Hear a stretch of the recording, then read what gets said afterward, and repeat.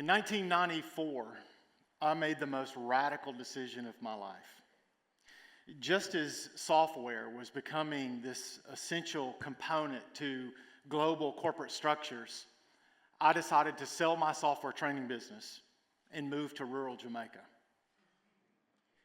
It wasn't long before I recognized that all of the altered realities that I had established in my head of what I thought that it would be like to live in the Caribbean, it wasn't long before I recognized that all of those were not only shattered, but they were completely false.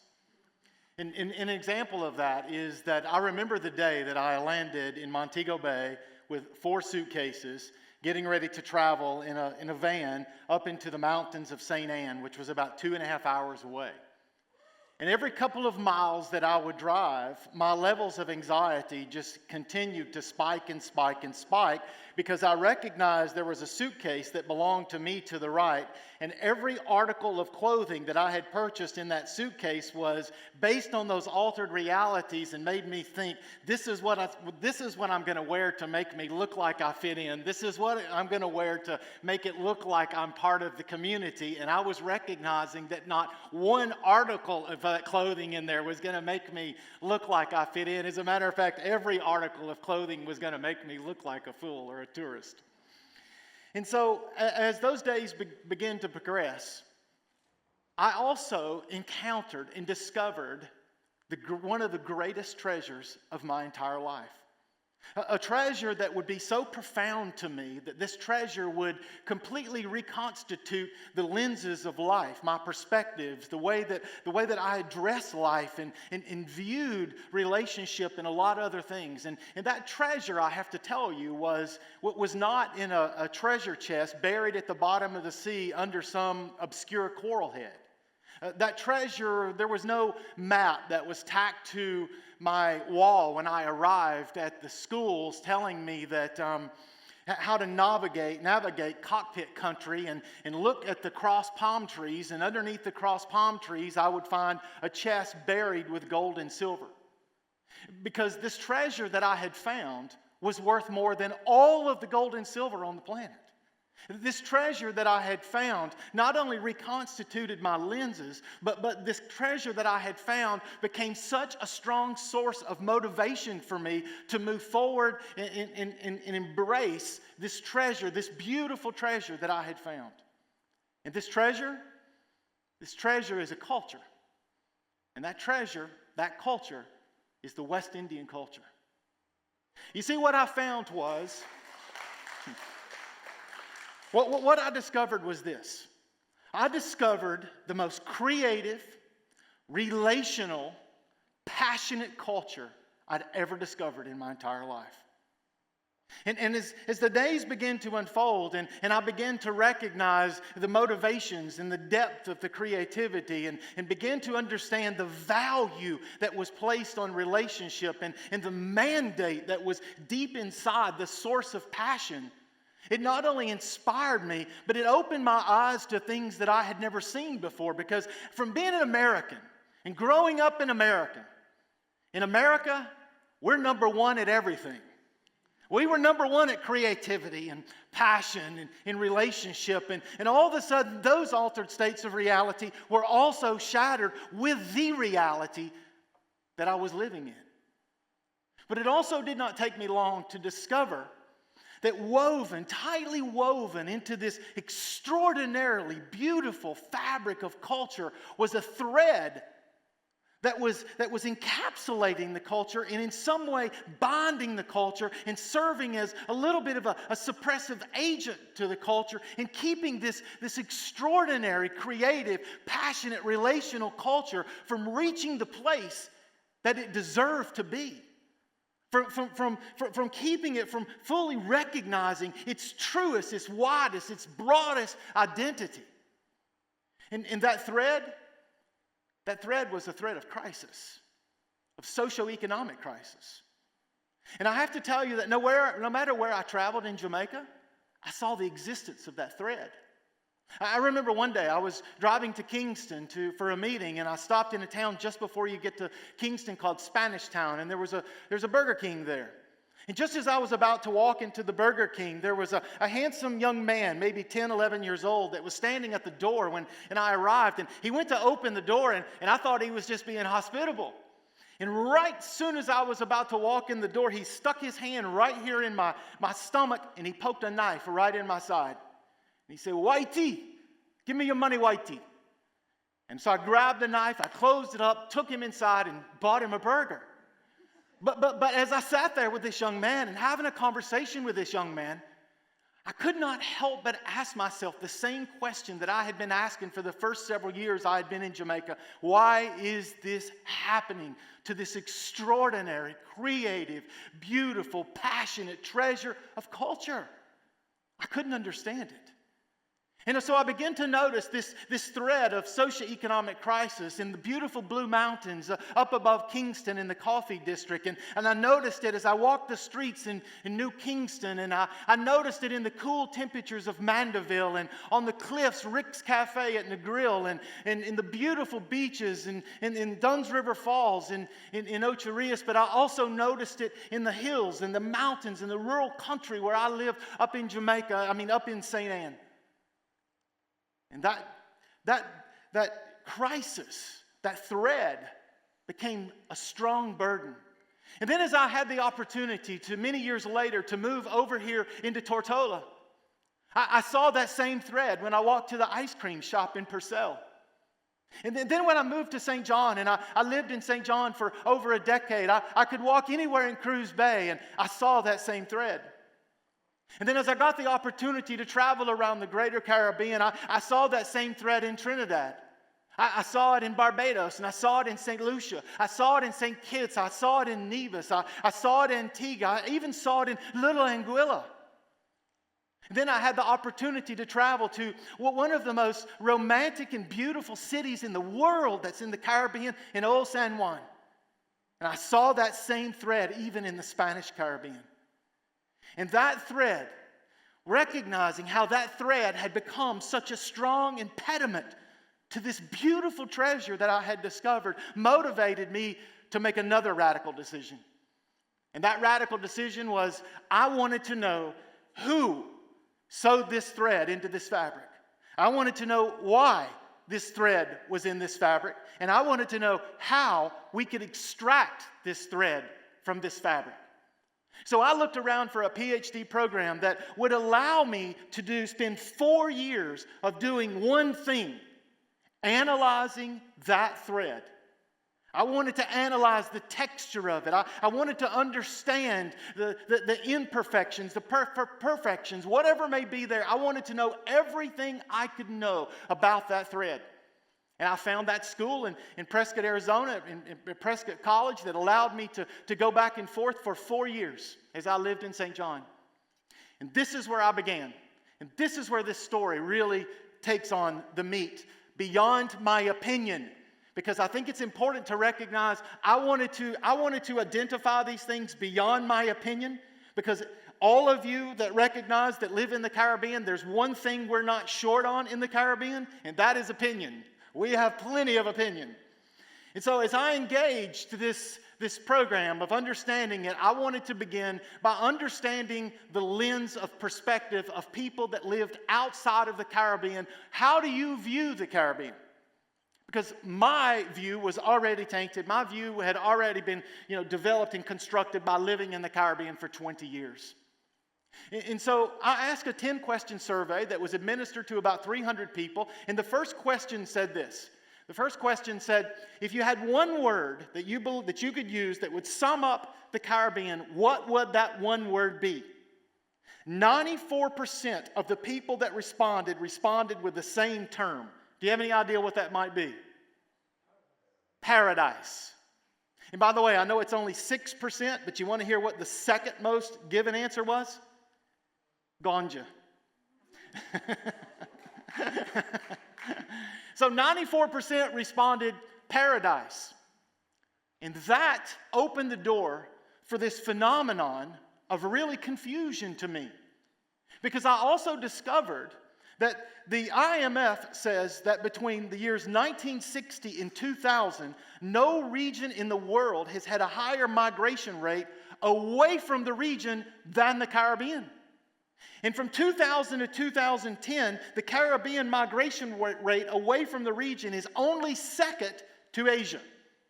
And the reason that I found that a little bit confusing is because the world views the Caribbean as paradise, but what the real data tells us is that those that live in the Caribbean are not necessarily recognizing the Caribbean or defining the Caribbean as paradise.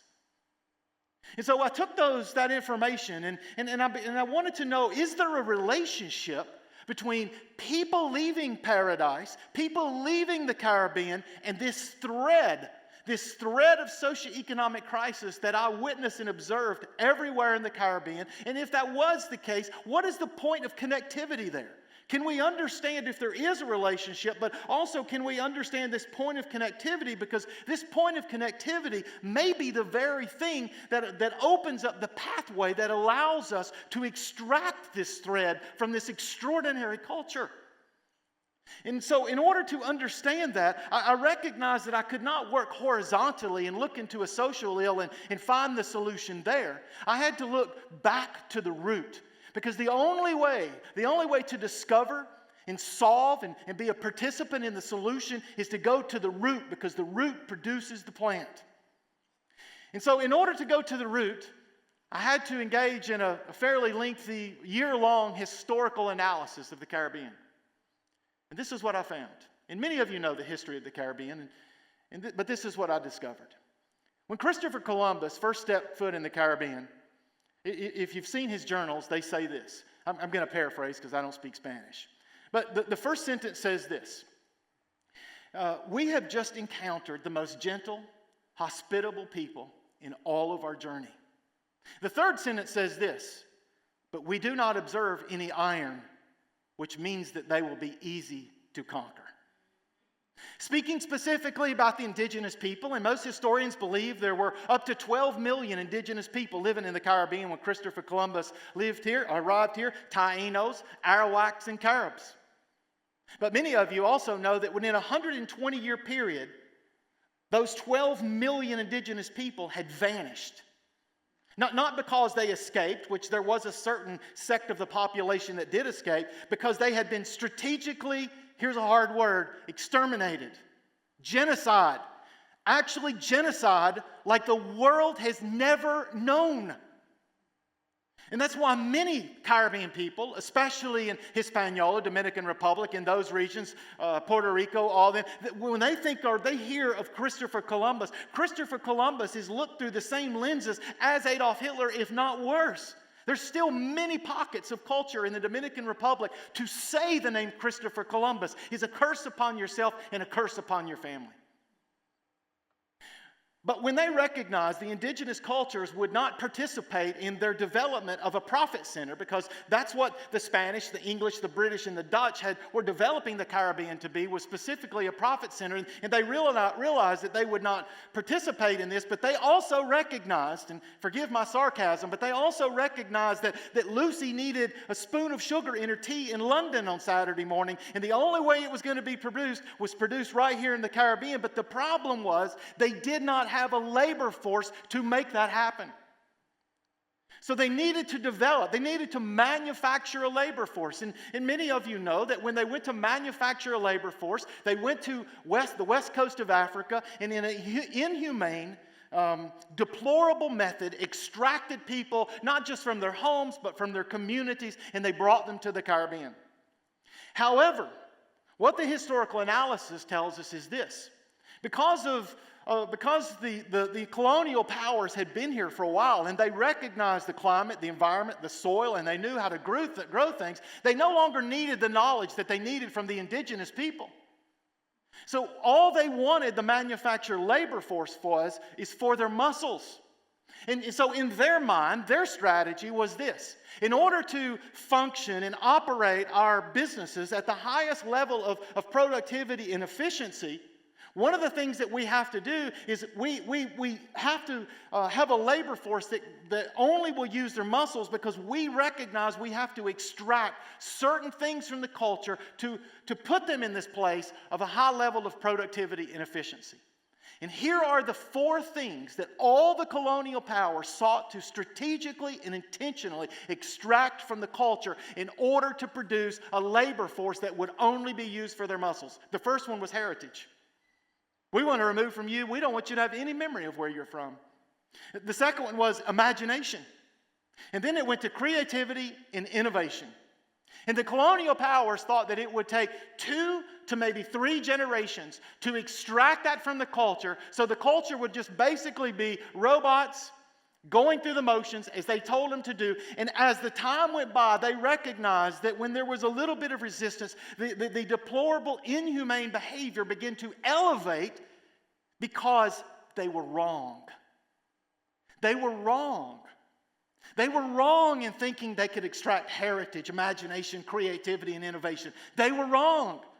And in order to prove themselves right, the deplorable behavior began to escalate. And the way that we know that they were wrong is the analysis of the resistance movements all across the Caribbean. Whether it be the Maroons in Jamaica, Samuel Sharp down in Dominica, whether it be Toussaint in Haiti, or a lot of people don't even recognize 20 minutes, probably a 20-minute boat ride from where I stand on this stage right now, on the east end of St. John. Most historians believe was one of the most deadly, dangerous, and most strategic resistance movement in the history of all colonialism in 1733. And that resistance movement moved from St. John to right here in Tortola and eventually made its way even into St. Thomas. But what were the people resisting? Were they resisting deplorable, inhumane behavior that no human being on the planet should ever have to suffer through? Absolutely. But if we only look at the resistance movement through the eyes of behavior, we have missed the most important thing about the resistance movement, because no matter what resistance movement you analyze and study, you hear the people saying these things. You brought us here. This is our home now. We know that you want to operate at the highest level of productivity and efficiency. However, did you not, when you extracted us from our homes and our communities back there, did you not recognize the art that you saw back there?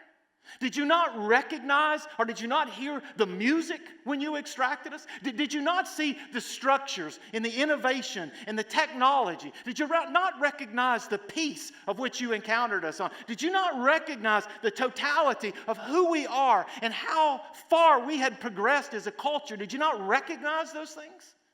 And so as the resistance movements continue to move out and move forward and leaders begin to stand up, their voice became, we did this back there, we can also do this here, but our voice is not being heard. And so the resistance movements were just as much about deplorable behavior as they were about the suppression of voice. Now I want to stop right there and draw a bridge to where we are, because we've answered the question of who sewed this thread into this beautiful fabric, this extraordinary fabric. Colonial powers that be. Why? Because they needed a prophet. Why was it there? For a prophet. And so as we move forward and recognize why it's there and the existence is there, how do we extract this from this extraordinarily beautiful fabric? And well, that begins by identifying, drawing a bridge, and understand that point of connectivity. And this is a hard point I want to say to you. But after sitting down and qualitatively interviewing many hundreds of people in the Caribbean about everyday life. I want to know what everyday life is. I want to know what the thoughts of the day. I want to know about the opportunities. I want to know about the hardships. I want to understand the barriers. I want to understand the open doors. I want to understand the family component. I want to understand the culture, and because I need more than just my opinion. And what I discovered was this, in a nutshell, that today's migration out of the Caribbean shares a common component of yesterday's resistance movement. Are people being violently treated in inhumane, deplorable behavior? No, they're not. Are they picking up weapons and resisting? No. So what are people using to resist and migrate away from the Caribbean? Their feet. They're using their feet. Their feet is the weapon. The feet of the culture is the weapon as the culture continues to migrate to the United States and to Canada and to Western Europe. And as people continue to use their feet to migrate, it's important to know, and I've tracked a lot of people that have migrated away, but it's also important to know why they're migrating away and why they're using their feet. And here is the number one answer of what people told me. Why are you leaving the Caribbean, or why would you leave the Caribbean? Here's the number one answer. Anybody have any idea, by the way? Self-growth. Self-growth. People recognized they have innovative ideas of value that can not only benefit them as an individual, them as a family, as a culture, and maybe even as a region. And a lot of people don't realize there's 40 million people that live in the Caribbean. We have innovative ideas of value, but I look around and the opportunities are the environments to be able to develop those innovative ideas of value are scarce. Where are the environments? And what people continued to tell me was that even when there are environments, the environments don't have sufficient or adequate tools for us to develop the things that we know that we can develop. And if there are environments and we do have tools, we're finding it very difficult to find instruction that will allow us to be able to develop the things we have here. And here's the fourth one that came out of the research. And this was just about unanimous of everyone I spoke with. If you had the environment, if you had the tools, and you had the instruction, would there still be an impediment? And almost every single person that I interviewed said, absolutely. There was no wavering in it. And the question then became why? And the answer was, we feel like our local governments had made it so difficult for us to implement our innovative ideas of value that the walls are so high that it becomes a source of impediment for us to be able to implement our innovation in the land that we care about.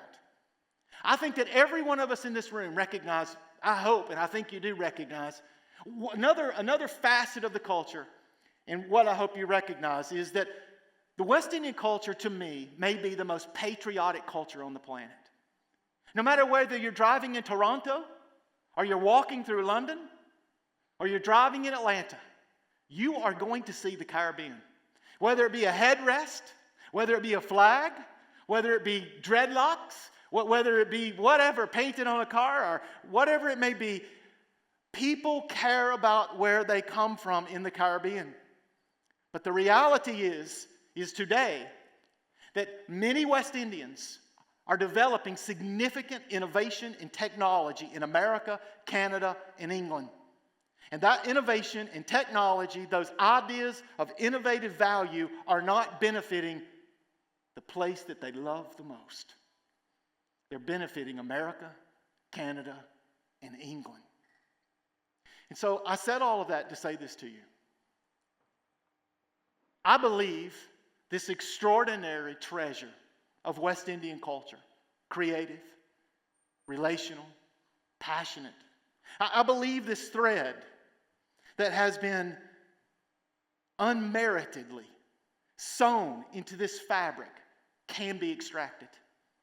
I believe that even though we find ourselves throughout the Caribbean in a place of achievement, I don't believe the level of achievement, based on my research, is anywhere close to what it could be.